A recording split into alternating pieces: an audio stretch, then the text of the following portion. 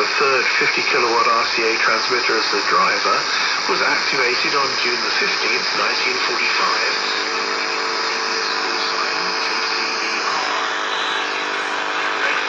Blue QSL card was available for verification of this specific transmitter. At the same time as the 3 transmitter units at Delano were being installed, expansion of the total facility was also underway. 2 new wings were added to the main transmitter building, north and south, and a 100 kilowatt General Electric transmitter model was installed in each of those wings. In addition, 2 50 kilowatt Continentals Model 617As were also installed. At that time, there were no harmonic filters attached to the outputs of these shortwave transmitters, and on Monday, July the 16th, 1945, a harmonic signal from VOA KCBA Delano in California invaded the communication system at the Manhattan Project in the desert areas of New Mexico, 1,000 miles away. The countdown was underway for the test explosion of the world's first atomic bomb, when suddenly the sign-on with the military version of the Star-Spangled Banner heralded the opening of the VOA daily programming to Latin America.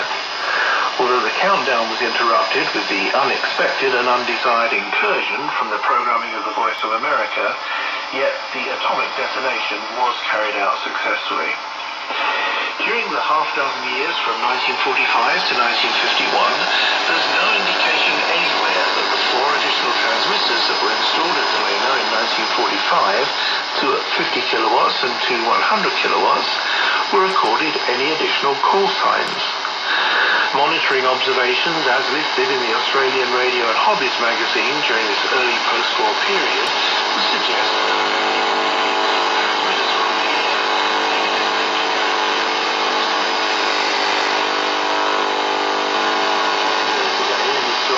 CBS VOA shortwave station at Delano in California. That's Ray Robinson at Los Angeles. And Ray, we've been hearing fires there in California during the past few weeks. Yes, we appreciate your concern for KVOH. Thank you. It has been a scary time, but fortunately, October every year is always pretty interesting here because of the weather condition that sets up. We're in a high pressure area to the north of us, over the northern clockwise winds that blow around that. We have a condition in Southern California that's called the Santa Ana winds that blow across Southern California and towards the Pacific Ocean. So they're offshore winds. And when you couple that with the fact that we most years haven't had any rain since the springtime, the brush that surrounds the residential areas is extremely dry, and when the winds get compressed through the valleys and the canyons that we have, they become very strong, and should a fire break out anywhere, they whip it up and blow it very quickly, and fires spread like crazy. It's a fact of life around here. We have most of our power lines are above ground, and should the wind blow a branch off a tree or even blow a tree over it completely, and it makes contact with a power line, that's the way most of the fires get started. They're not typically caused by arson, they're not deliberately set, but you could say they're man-made in the sense that it's part of our power infrastructure. There was a fire just last week around the Getty Museum in central Los Angeles, and that was caught on a dash cam video where a branch was blown onto a power line and set the whole thing off. So it's a very dangerous time. We did have fires for the last couple of weeks in the Simi Valley area. KVOH is on a mountain peak, Chatsworth Peak, in one end of the Simi Valley, and there was a big fire at the other end of the valley around the Reagan Library. But fortunately that was well controlled and I believe has since been put out. There are other fires that are burning right now. There was one, I live in a parallel valley called the Santa Clarita Valley, and our local AM station, KHTS 1220 AM, was put off the air because its transmitter was burnt in the tick fire the week before that went through here.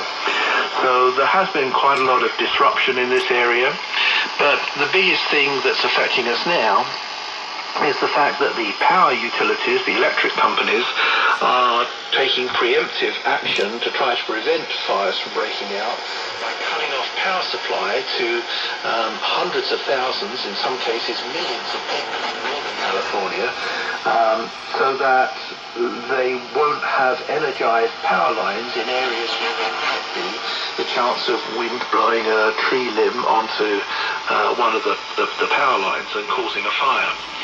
So the area in which KVOH is located has been affected by power outages last week on Monday, Wednesday and Thursday, the 28th, 30th and 31st of October. We were without power completely and KVOH was off the air. We do have a couple of small generators that keep our local FM station, KWSV 99.1. We keep that on the air for Simi Valley, but we don't have a generator big enough to run our big shortwave units, so the KVOH station had to go off the air. But fortunately our equipment is fine, there was no damage to anything here, and once the power returned we were able to begin transmitting again. So thank you, and onwards and upwards. Thanks very much for that update, Ray. A radio missions program from your ministry can bring the gospel to many all over the world and can be the perfect complement to your church's mission outreach. Visit our website today for more information at www.whr.org.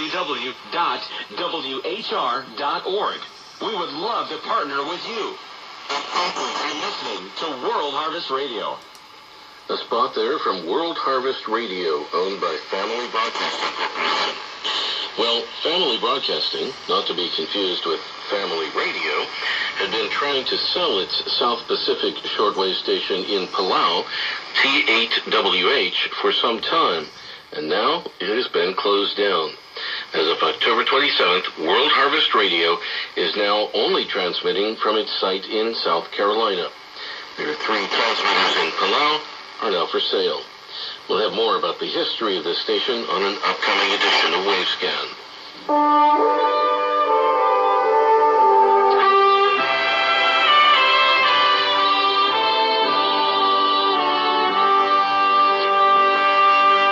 Meanwhile, Family Radio, the former owner of WRMI's site in Okeechobee, Florida, has sold some of its many domestic radio stations, and it's moving its longtime headquarters from Oakland, California to Nashville, Tennessee.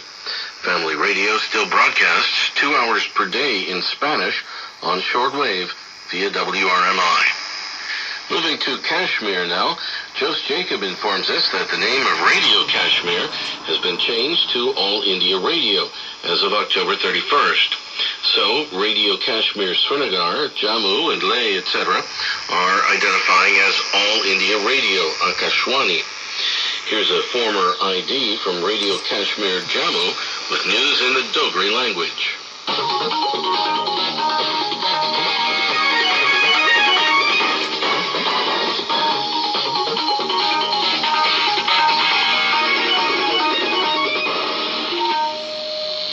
Radio Kashmir Jammu है संजा खबरें तुंदा स्वागत पहले खास खबरें करने में Jagmohan Sharma block विकास परिषदें दे आज पहली बारी होए चुनाव तकरीबन 100% मतदान दर्ज किया गया. And here's how that same station is now identifying as All India Radio Jammu.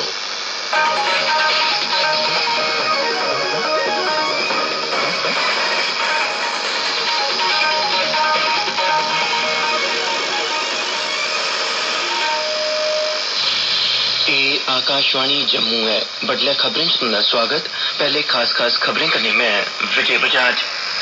Thanks to Jose Jacob for alerting us to this change in the disputed area of Kashmir.